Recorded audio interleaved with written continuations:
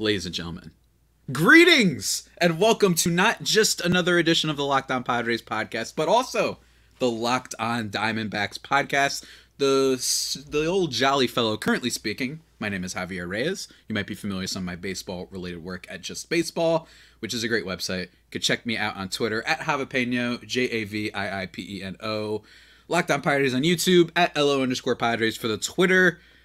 I do lots of good postings, but also a good poster. I am being joined by the host of Locked On Diamondbacks, who has been a frequent guest on my pod, and boy, do we have some juicy content for you. Open wide, you know what I mean? Millard Thomas at CreatorTops24 Twitter. Sir, how are you?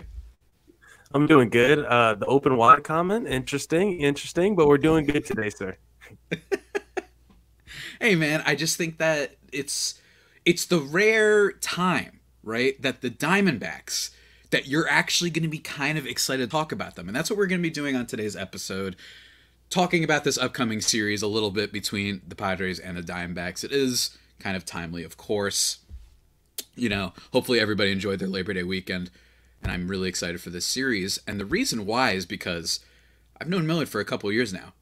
There has never been a time when he genuinely, he's done a bit before, right? He's done it in the off season and whatnot, where he's like, I love this team, and we've got Caleb Smith and all these guys. He had to like completely, I know you're just trying to drum up excitement when you don't necessarily buy fully into it as a team.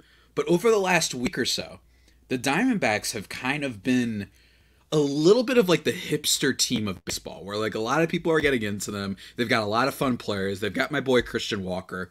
What is kind of the main vibe for the Diamondbacks fans, and who has been the big storyline, I guess, going on for the Dbacks? Yeah, Dbacks fans are feeling good right now because basically if you're like the Lindsey Crosby type where you just love prospects and looking at like team futures, like the Dbacks are your team right now because we're just loaded with young talent. It's the month of September. Dbacks not really in the playoff race, 10 games back. So they're just calling up their young guys right now. It's a big youth movement in Arizona. And right now, since the All-Star break, the D-backs are one of the best teams in baseball. I'd have to look up their exact record. I wish I had it off the top of my head, but I know they have a better record than your team, the San Diego Padres, in the second half of the season because the D-backs, they got like a plus 40 run differential. Their pitching staff from the rotation, Zach Gallen basically only gave he only gave up 3 earned runs in the whole month of August, has a streak of like 43 consecutive innings of not allowing an earned run. Merrill Kelly has been a beast too. You look at the bullpen, that's been a struggle this year, but from the lineup, the top down, I mean, we have so many young players that are just overperforming expectations coming to the season, like a Josh Rojas, who we acquired in that Zach Greinke trade. He's improved so much this year. Christian Walker is having a career season with the 30-plus bombs, like you mentioned. Just called up Corbin Carroll, the number 3 prospect all of baseball, according to MLB.com. We got Alec Thomas, who was a top prospect entering the season. We still got Dalton Varsho. Like, they're just young talent up and down. Stone Garrett's on the major league roster now. He was one of the minor league leaders in home runs. He's been a beast so far with the D-backs with extra base hits. And the most underrated player in the lineup right now is a guy who not many baseball fans know is Jake McCarthy, who's been fantastic in his 70-game sample size this year, around a 300 average, around an 800 OPS, double-digit steals. He might push for a starting spot in the lineup next season. He might push a guy like Alec Thomas out the lineup because his bat's been so good this year. So for the D-backs, you look at that lineup, they've had so many guys overperform expectations this year. It's a really young lineup. And now you look at this D-backs team, they've been hot in the second half. They're still not quite in the postseason race, but you look at the wild card standings, they're the second team out right behind the Milwaukee Brewers, who we play for the 4th time in a 4-game series today. Could potentially take 3 out of 4 from them. Then we play the San Diego Padres 2 more times this year and the Brewers 1 more time. Hey, it's a long shot. It's a miracle. But D-backs fans right now, we're holding on to the slimmest of margins that maybe you could still creep back in the wild card race. We're holding out for a hero till the end of the night. Yeah, man, all that sounds great. I know that Corbin Carroll is a very fast lad. That was really cool. Seeing all of the speed stuff on him, the sprint speed is the highest in 3 years or whatever the heck, right? Like, it's really exciting because, the Diamondbacks are one of those teams that they had 2020 happen, right? Where they head into the season going, we were pretty good last year. You had the Marte Parte, as you love calling it, right? And then you have Starling Marte on the team. And then it's a disaster, basically from the get-go, right? This is back when Slam Diego happens, all this stuff. And everyone's like, oh man, they are really in trouble. Madison Bumgarner, he's cooked, right? And then things have flipped. They're a good example of a team that has shown you that baseball, while it is tough, you can flip it around. It's possible. It's not easy, but you can flip it around to all of a sudden being like, well, the Diamondbacks, the only issue with them right now is, the Padres and Dodgers are still ahead of them, but, who do you feel better about going forward right now if you're a fan? Do you feel better about the Diamondbacks or the San Francisco Giants? I don't think people would have said, or at least had the opinion that it was the Diamondbacks last year, right? Because it's Giants, they have Marco Luciano maybe in the farm system. They have Joey Bart, who people call Joey Fart now, because a lot of the Giants prospects haven't panned out, which is, of course, a warning for everybody that gets excited. The Giants farm system was really high, and now it's blah, blah, blah, blah, and everybody's old. Brandon Belt can't stay in the lineup, et cetera, et cetera. So I think it's been really fun. I've enjoyed it. I've enjoyed watching Zach Gallen pitch, and I've enjoyed, of course, Christian Walker, arguably the most underrated first baseman in baseball, considering that a lot of the underrated thing is just because his batting average isn't very high. And I know he's been raking lately. He's been hitting with runners in scoring position. Mm-hmm. I've been following because he's been on my fantasy team. Yeah. That has returned, so that's really nice. But the power, man, one of the more fun highlight reel players in the league, I think.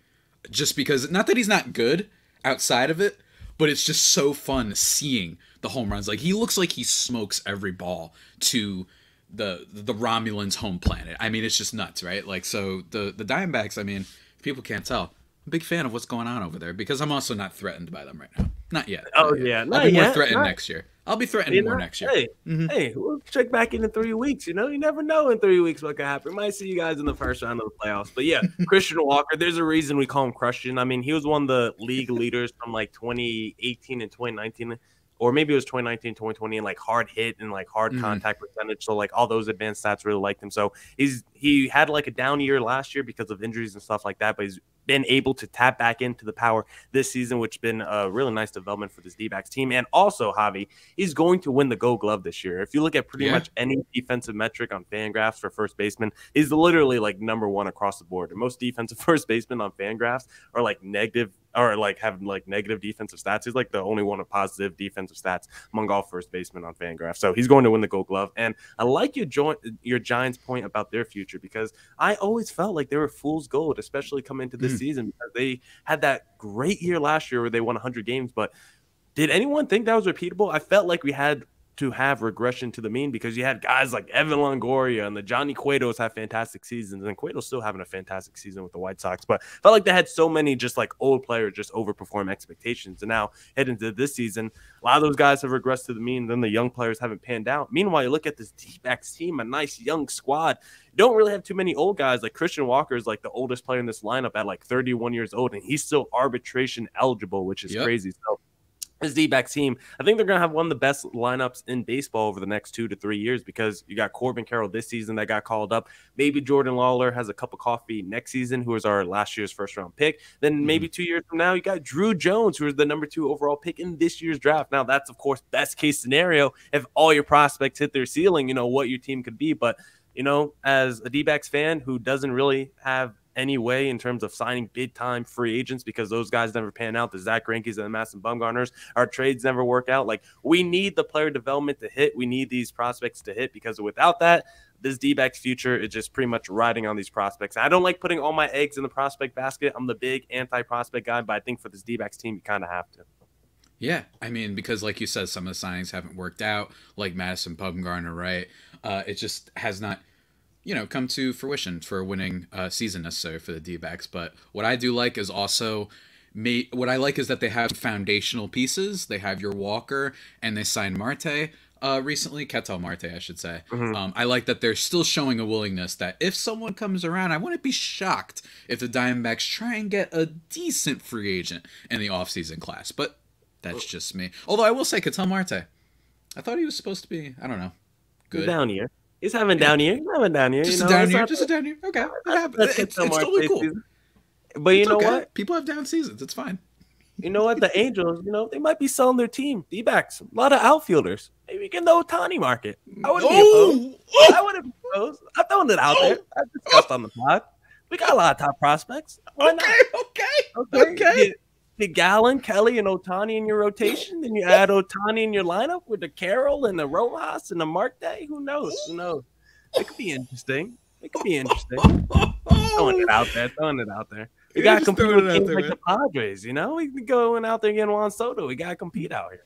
Yeah, I feel that, man. I feel that. We'll see how that all comes to fruition, guys. But I will tell you, I just slandered Ketel Marte unjustly, justly, but unnecessarily. It wasn't necessary, right? But you know what I can't slander, Millard? Oh. You know what never has a down year? What? The Built Bars, I don't know. My friend. Okay, I didn't know what the ad read was today. That's right, everybody.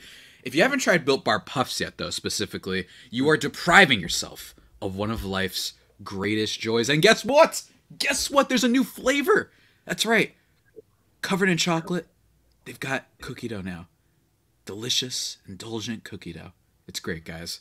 Cookie dough chunk puffs are now available over at Built Bar. They're basically kind of like a little bit softer, lighter version of the Built Bars. Different taste. I love them very much. Every time they've sent over a care package my way, I've enjoyed them very much too. All of their new flavors. Go check them out, guys. And like all Built Bars, of course, covered in 100% real chocolate. They're better for you. It's great. Put away the super Snickers and whatnot. They're only 160 calories and only a whopping 15 grams of protein in them. Really good stuff. Good stuff, guys. So if you want to go check that out, go to built.com and use promo code LOCKEDON15 and get 15% off your order. Remember, that is promo code LOCKEDON15.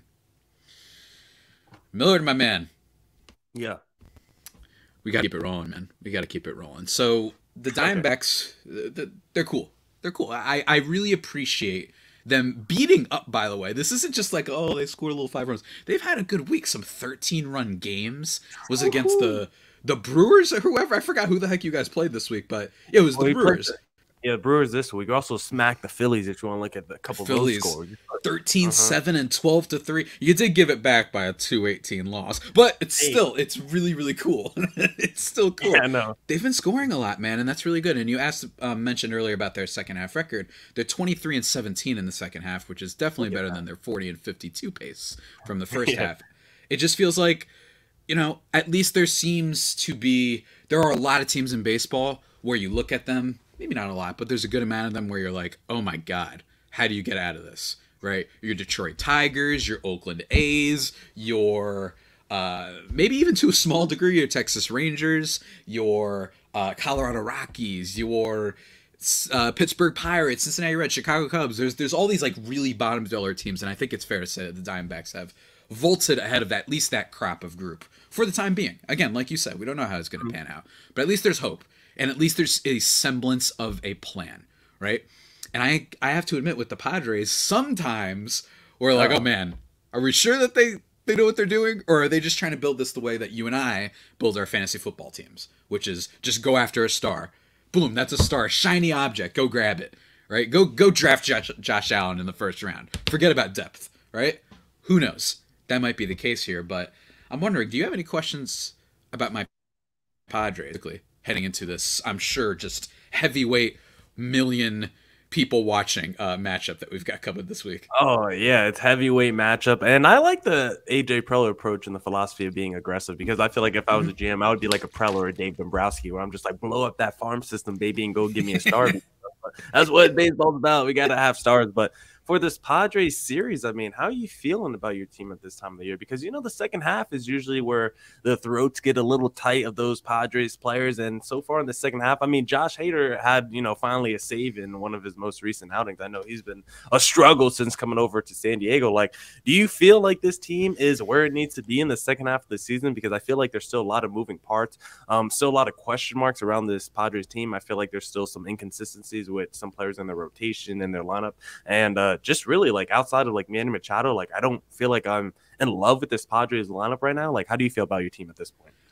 I feel pretty good, honestly. I think that they've had a lot of really bad stuff. Don't get me wrong. The Josh Hader blow up, it was a trade that I liked, but I gave it a B at the time because I was worried for a variety of reasons. Just so your listeners understand, I think that sometimes as analysts, we forget to look into the more simple things, which is forget about the talent, forget about the stats. You need to take in some esoteric extenuant factors, like why are the Brewers trading him, right? That was a little bit weird for me. Now, the Brewers are cheap, and I hate them. I've been slandering them all season, right? They're a team that pretends to be competitive and then just dips whenever you might have to spend an ounce of money. Like, I can't stand that team. But they don't often miss on trades. That's one thing about them. They miss on not signing people, right?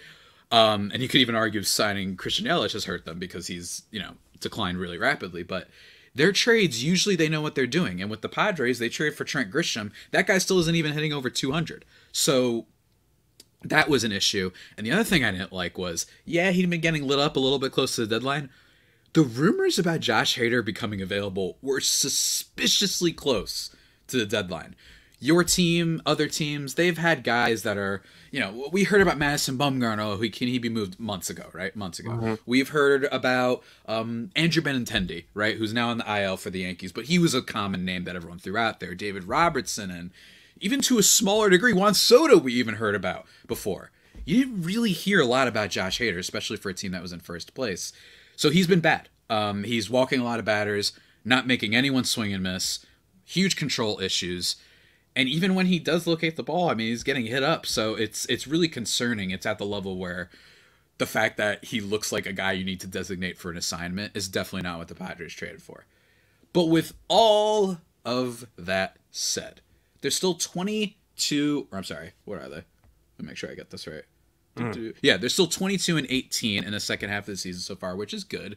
Juan Soto has been exactly as advertised. There is nothing about Juan Soto that is the fault of this so far.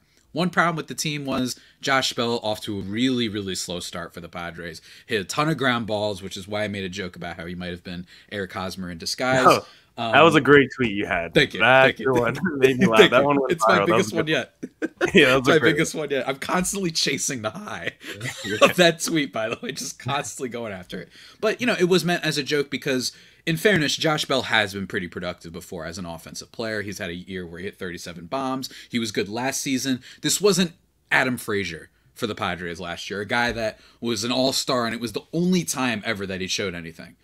The one who fits that parameter more is Brandon Drury, who has always been talked about, former Diamondback as well, is having a lot of talent, and this is the first year he's really put it together. He's been not the best for the Padres. I do like his versatility. That is great. I like that he could play first and he could play third sometimes. Heck, he could play shortstop and he could play in the outfield, so the versatility is nice, and I think he's an okay defender. But he's been slow. He's been a little bit slow for the Padres. Let me just pull up his numbers really quickly because I forgot, to be perfectly honest with you, what the heck this guy has been doing with the Padres. But before then, he hit 274, 335 with a 520 slugging, which might be a factor of playing for the Reds in that, hitter-friendly ballpark. With the Padres, pretty bad, although he's had some big home runs for the team. 410 slugging, 220. Batting average, 260 on base. Not the best, Millard. So he's had some nice home runs, but not doing a whole lot else. So he's been looking like a miss. But Josh Bell, let me be very clear, he's walking more. He's been a lot better. But it's all that combined. I do think that the big problem with the Padres has obviously been the much talked about Tatis suspension, which killed a lot of the mojo. And I think AJ Preller himself probably was livid because he was like, look, we went all in. Drury and Bell aren't on the books for next year. I still want Soto, but do the Padres maybe think about it a little bit? If they know for a fact they're not getting Tatis, maybe. It's possible that they're like, let's go get Ian Happ and Andrew Benintendi instead, right? It's not impossible that if they knew Tatis wasn't going to be back, that maybe they hold up just a little bit on the trades. I don't know. I don't know anything. I'm an idiot. I don't know why I host this podcast. But yeah, man, that's the basic vibe when it comes to the Padres lineup. And I think that they've had some annoying losses. But bottom line is, once you make the postseason, I ain't scared of no Brewers. Give me a break. No, I'm not scared of no. I'm actually scared of the Phillies. I think the Phillies could go on a run. They're the team where you can see either end happening, right? Like you could see them losing every game of the wild card by a score of 7-2, or you can see that they just get hot. Because those bats are nuts, especially with Harper coming back. Braves are scary, Mets are scary, Dodgers are scary, although they have history of blowing it. And then Yeah, so I'm not terrified. So I Yeah. make the playoffs. We'll see what happens though. Yeah, I mean, most of those postseason teams are going to be pretty scary once you get to the NL playoffs. Like the Brew Crew, I don't even think they're making the postseason. So they don't have to worry about them. But if you face the Phillies, the Braves, the Mets, the Dodgers, the Cardinals in the postseason, like those are all going to be pretty insane, tough matches. But I look at that Padres rotation, Javi. I mean, I got a guy named Sean Manaea with an ERA north of 5, been absolutely crushed by the Dodgers this season. And a guy like Blake Snell, terrible in the first half, 5.2 ERA, but in the second half, a 2.3 ERA. So, what is your trust factor for both of those pitchers entering the postseason? Is a guy like Sean Manaea maybe turn into a long reliever out the bullpen once you get there? Do we really trust the second half resurgence of Blake Snell? Like, what's your trust in the rotation members after Darvish and Musgrove? I think that Darvish and Musgrove are obviously, they're just money. We love those guys. They're great. Musgrove had a little bit ever since the extension, but I think that was just because he genuinely was on fire to start the season. So he's having a very calm regression. That's how I'll call it. A calm regression to being a guy that if he's your number 2, you feel great. If he's your number 3, you're like, oh my God, we're winning the World Series. If you're number 1, you're like, maybe a little bit better, but still, he's a great pitcher. I'm still excited about the contract. Not worried about him at all. And Darvish, he was bad last year. I know you, right? I know you probably made fun of him. A lot. You probably slandered him. You said, oh, he was just a sticky stuff merchant. Oh, for and sure. Fact, we crushed him in a couple of those starts. Yeah, they did. But now you look at him, and I think that it's possible that what happened with Darvish last year was age, right? Maybe he just and maybe there was something with the sticky stuff that he couldn't adapt immediately. But I think what we're seeing is that good players can fix this. Even James Karinchak of the Cleveland Guardians. That guy got DFA'd. That's how bad he was after the sticky stuff. And now he's back and he's killing it. So, I think with Darvish we've seen, hopefully he holds up, right? He was great the other night. He's been awesome. A vintage Dodgers performance. 9 strikeouts, no earned runs. I mean, it was awesome stuff. He's so much fun to watch when he's on fire. That guy I love for the playoffs. Clevenger, a little bit of a wild card, but he's still solid. At worst, he's still solid. So Snell just has to be okay. And I think that we've seen that strikeout stuff. While I would like him to last longer into games, especially given the sometimes up and down bullpen of the San Diego Padres, I still like the guy. Now comes Manaea. Sean Manaea is...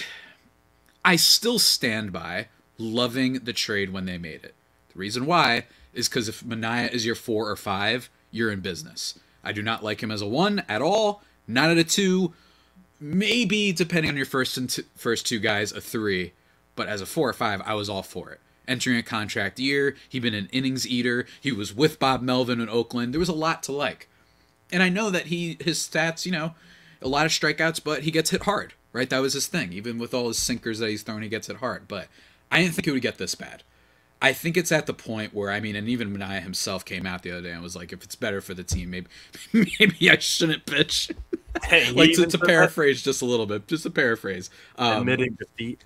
Yeah, like, hey, maybe he's a guy that needs to go to the bullpen. And maybe a guy like Nick Martinez is the guy that should be the 5th starter. A guy who's been not spectacular, but certainly reliable for what you're expecting out of him. So maybe it's possible that you just view it as a combo. Right, that the 5th starter for the Padres is Nick Martinez / what's that dude's name that I just said? Sean Manaea, right? So maybe that's what they have to do going forward. But based on what's happened, in a playoff series, it's very unlikely that the Padres can go out there and trust Sean Manaea. He's just getting killed by everybody. Fans, Don Orsillo, I love him. I love the man. But they were giving him some slander, Luis Campusano, for catching him. I was like, have y'all not been watching him the entire second half? It doesn't matter if you or I are catching. It doesn't matter if Johnny Bench in his prime was catching. This guy will be terrible, right? That's just the kind of the shakeup of things. Hopefully he can figure it out, but that's what happens sometimes. Sometimes you miss on trades, and I think that that's unfortunate. But nevertheless, I think that their rotation can hold up fine against most teams. And I think that some of those guys, your Clevengers, your Snells, we saw it in the World Series. I think those guys could have that playoff legendary type of start. I really, really do. Just not Sean Manaea. I don't trust that guy right now. But hopefully he can at least figure it out for regular season purposes. Yeah, look at Manaea's numbers like throughout his career now. Like if you put in this Mm-hmm. season, like they're actually like not as good as you might think. Like it's a lot of Mm-hmm. seasons like north of 4 is like career ERA is like 4.09. So maybe he's not as good as we thought when the Padres acquired him. And I thought it was funny your point about you Darvish being bad last year because you said last year maybe it was age. Did he get younger this season, Javi? I'm confused about how age works. Did he get younger in age 35 season? I'm sorry. No, you're right. You caught me. You caught me. You caught me. All right, you caught me. What I meant more was maybe it wasn't the sticky stuff, but maybe it was age actually that impacted him last year. And just because of that, you have to see, hey, he was pitching otherworldly, and because of his age, maybe he was like, damn, I got to figure out how to pitch without this stuff already. Like, this is kind of tough. Then he worked it over in the offseason. It clearly has been better.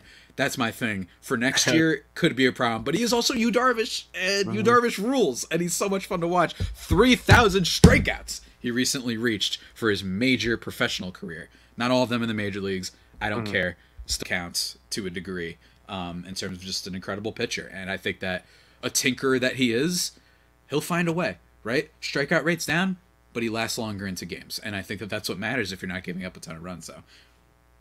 Yeah, and I wonder if the Padres want to put the same workload on him next season because he is getting older. Like he's going to be age 36 next year, and it feels like Yu Darvish has been in the league. It feels like Yu Darvish came in the league at like age 28, but also feels like he's been in the league for like 15 years. That was like a weird paradox right there. But yeah, for this Padres team, I mean, we'll see what they do to the postseason. I mean, I think most of those NL teams are like pretty much on the same level. Like I look at all those wild card teams. I probably have the Braves a little bit higher than like the Phillies or Padres, but like.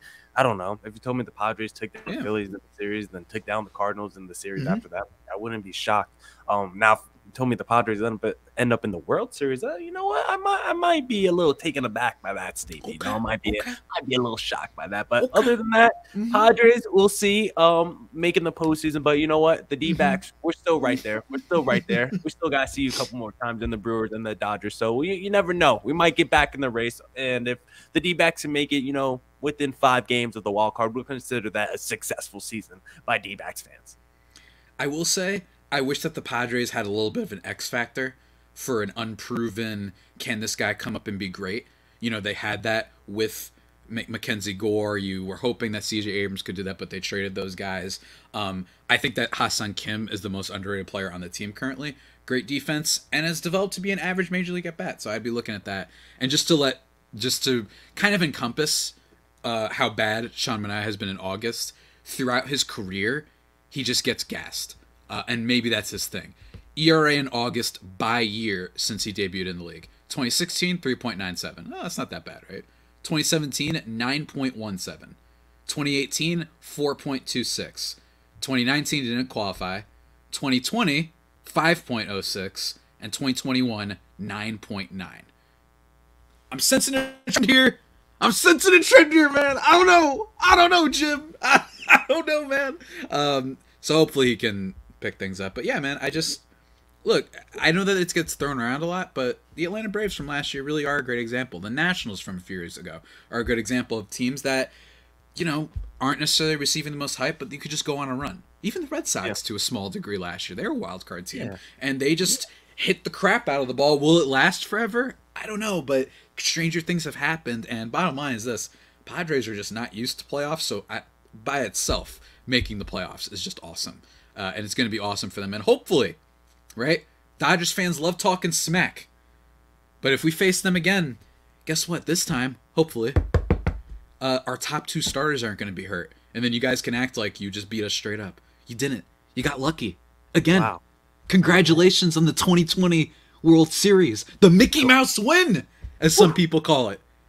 I just think it's telling. All right, I'm going to stop trolling. The Dodgers are still a great team, and I think that they'll be probably in the World Series, but we'll see.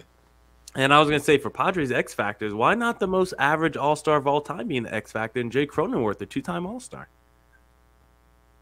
Better watch it, man. Don't be disrespectful. Don't be disrespectful, Mr. Miller. Don't you dare. That being said, you're kind of right. As a batter, his slugging is down this year. And every time it looks like he's starting to heat up, he has not done that. Right? So that's been really frustrating. He's basically been our Ketel Marte this year. Wow. Okay. That's right. Sir. Oh, all yeah. Right. That's was a right, good sir. job there. That was a good job there. Okay. Yeah, thank you, All thank right. you.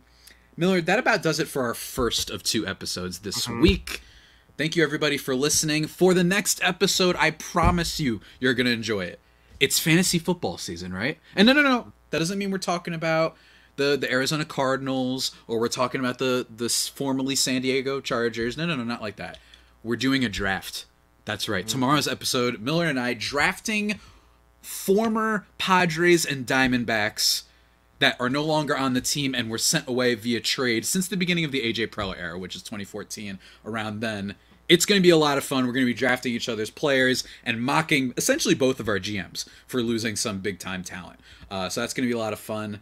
But everybody, you can follow me on Twitter at Javipeno, Javiiipeno, Millard at Creator Thomas 24. Of course, Locked On Diamondbacks on Twitter. Everybody follow the everythings. And until next time, stay safe, and of course, stay faithful, my Friar Faithful homies and Dbacks homies.